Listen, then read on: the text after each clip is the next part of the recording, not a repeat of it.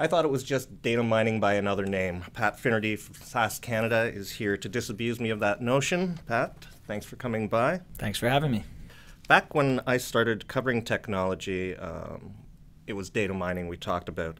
The beer and diapers example, you collect enough transactional data and you end up putting the beer beside the diapers, right, because mythically that's the buying pattern that was associated with it.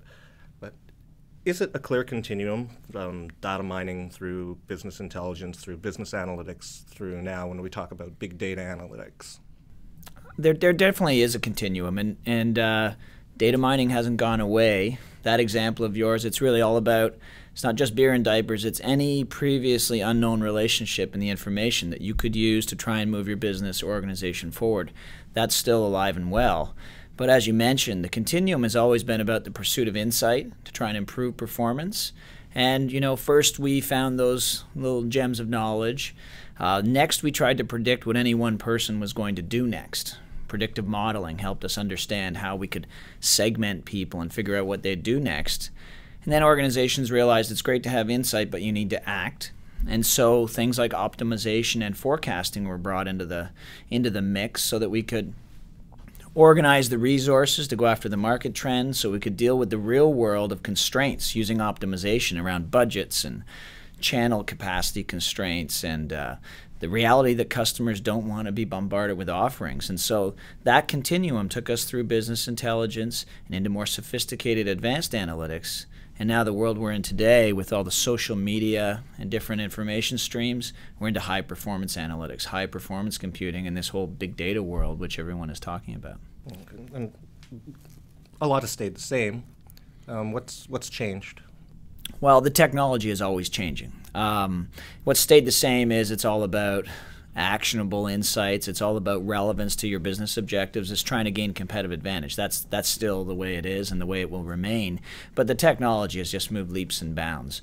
So the volumes of data we're talking about, the speed with which SAS can do things in memory now, things which took months and weeks can be done in days and hours now, and that can completely give a business an opportunity to transform their processes. So, the movement of technology and storage and speed, that's really opening people's minds, along with the development of social media and how that's changing our consumers' expectations and also the way in which we're managing our lives. The types of data that are being collected now, we're collecting data from sensors on cars, and the electrical grid is monitored, click streams, and social media content. What strikes me is this is behavioral data rather than transactional data. So is behavioral modeling kind of the end game?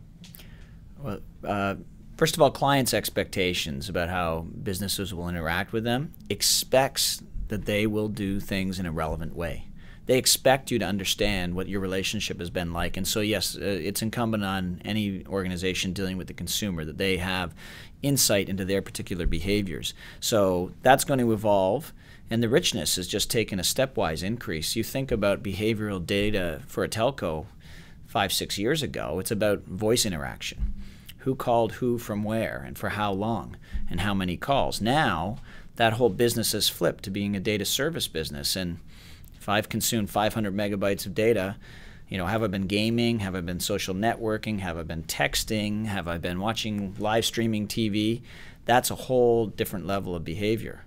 But I wouldn't say it's the end game. It's one of the paths that big data is taking us. But you mentioned sensors. The interaction of machine to machine is becoming part of the framework of what people are looking at. It's, maybe it's as much about people setting rules and preferences and then enabling interaction between automated devices, whether they're in your home or in your car, whether it's about, how frequently you're refilling your fridge or what you want your lights to go on and off when you're not there. And so it's around the lifestyle you're trying to design and how the digital world's going to enable that. And we see telcos talking to us about that, banks talking to us about that, equipment manufacturers talking to us about that. So it's really gone beyond just a consumer behavior thought process. I'm not entirely sure I'm comfortable with my cell phone and my toaster talking about me behind my back.